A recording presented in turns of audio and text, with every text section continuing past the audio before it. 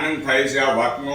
મારા કિચનની અંદર હું એક દ્રશ્ય જોઈ ગયો છું, એ વાત તમારી સાથે શેર કરું છું.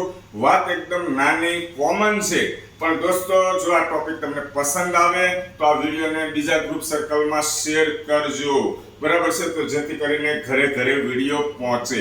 દોસ્તો આપણે જે ઘરે ખાવાનું તેલ ઉપયોગ કરતા હોય આ ટાઈપના ડબ્બા લાવતા હોઈએ છીએ, બરાબર છે, અને આ ડબ્બો શું કરતા હોય ખાલી થઈ જાય એટલે મારી બહેનો અને માતાઓ ઘરે ઘરે નિતારી લેતા હોય છે.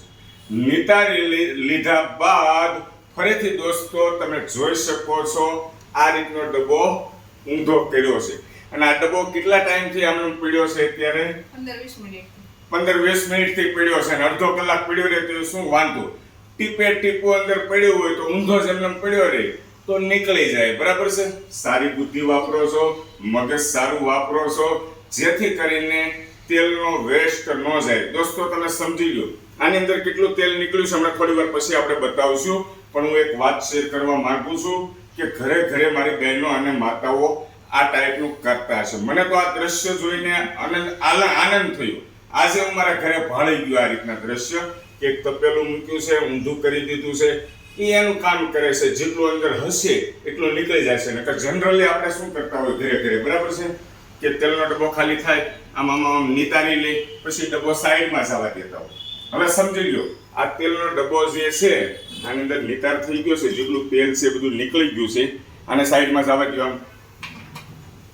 આની અંદર કેટલું તેલ છે દોસ્તો નીકળી જુઓ, એક ટાઈમનું શાક બની જાય. સમજી લો આટલું તેલ જે છે દોસ્તો. હવે એક ડબ્બામાં આટલું તેલ જાતું હોય તો દિવસ દરમિયાન લાખો ડબ્બાનો ઉપયોગ થતો હોય, ખાલી થતા હોય, બરાબર છે. ઓલ ઓવર વર્લ્ડની અંદર કહું છું કે લાખો ડબ્બા ખાલી થતા હોય, તો એ લાખો ડબ્બામાં આટલું તેલ ગણો તો કેટલું થાય, કેટલા બંબા થાય, બરાબર. એ બધો વેસ્ટ જાય. એટલે ઘરે ઘરે મારી બહેનો અને માતાઓ આ રીતનું મગજ વાપરતા હોય એ વાતનો મને ગર્વ છે, અને ભારતીય નારી ઉપર તો મને આમ ખૂબ જ ગર્વ છે કે આ રીતનું કરે છે. કોણ કોણ આ રીતે કરે છે?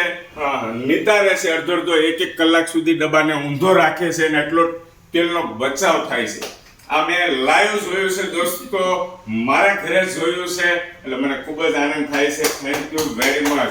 દોસ્તો કોમેન્ટ કરજો, વિડીયો પસંદ આવે તો શેર કરજો. જય શ્રી કૃષ્ણ.